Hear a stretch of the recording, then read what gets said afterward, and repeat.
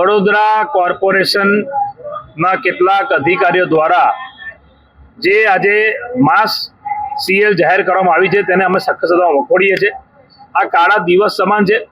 આવું કોઈ દિવસ બન્યું નથી કે અધિકારીઓ જ રજા પર ઉતરી જાય। કારણ શું? તો કારણ કે ભાઈ એ લોકોને માનસિક ત્રાસ આપે છે, તો જે માનસિક ત્રાસ આપતા હોય એમની સામે ફરિયાદ કરો, પણ તમારા આવા નિર્ણયના કારણે વડોદરાની પ્રજા શું કામ ભોગવે? અમે આ ભાજપના કુશાસનમાં વડોદરાની પ્રજાને 2 ટાઈમ પીવાનું ચોખ્ખું પાણી નથી આપી શકતા। કેટલાક અધિકારીઓ અને આ ભાજપના નેતાઓની મિલીભગતના કારણે આ વડોદરા શહેર 30 વર્ષથી સહન કરી રહ્યું છે। ત્યારે આજે જે માસ સેલ પર ઉતર્યા છે ખૂબ જ દુઃખદ બાબત છે।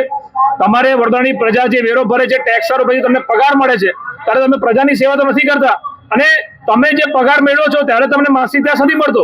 પરંતુ જ્યારે તમને કોઈ પ્રશ્ન પૂછે કે ભાઈ રાત્રિ બિફોર નવરાત્રીના 4 કલાકના 53 લાખ રૂપિયા શું કામ, તો તમને માનસિક ત્રાસ લાગે છે।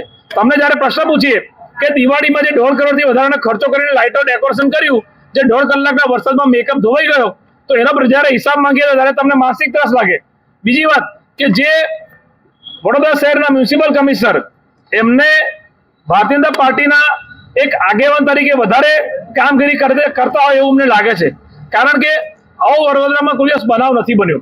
અમે કલેક્ટરશ્રીના માધ્યમથી મુખ્યમંત્રીને ફરિયાદ કરવા આવ્યા છે કે વડોદરા શહેરના મ્યુનિસિપલ કમિશનર અને જે અધિકારીઓ મહાશિબિરમાં ઉતર્યા છે, પહેલું તો જે ગુજરાત એસેન્શિયલ સર્વિસ એક્ટ છે એના મુજબ જે ફરજ બજાવતા અધિકારીઓ જે છે એ કર્મચારીઓ હડતાલ કે સામૂહિક રજા લઈ શકે નહીં।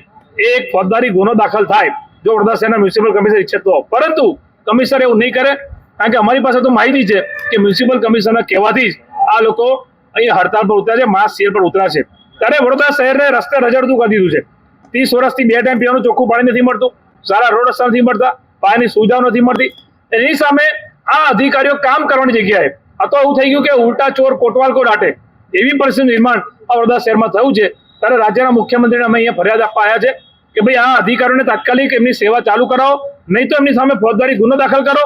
અને આ વડોદરા શહેરના મ્યુનિસિપલ કમિશનર જો ખરેખર તમે નિષ્પક્ષ હોય, તમે એક આઈએસ આઈપીએસ અધિકારી તરીકે વડોદરા શહેરની પ્રજાની ફરજ બજાવવા આવ્યા, સેવા કરવા આવ્યા હોય, કારણ કે એવું અમને દેખાતું નથી। કારણ કે તમે જે ગરબા રમ્યા એમાં વડોદરાની પ્રજાનું કોઈ યોગદાન નહીં, તમે જે મ્યુઝિક કન્સર્ન કર્યા એમાં પણ પ્રજાનું કોઈ યોગદાન નહીં, તમારા પોતાના એન્ટરટેનમેન્ટ માટે જે ખર્ચા કર્યા એનો ખર્ચો પ્રજા શું કામ ભોગવે? એ કોંગ્રેસ પાર્ટી અગાઉ પણ અમે આવેદનપત્ર આપીને પ્રશ્ન પૂછેલો, પરંતુ કોઈ જવાબ મળ્યો નથી। ત્યારે આજે જે માસ સીએલ પર ઉતર્યા છે એ બહુ દુઃખદ છે, કાળા દિવસ સમાન છે।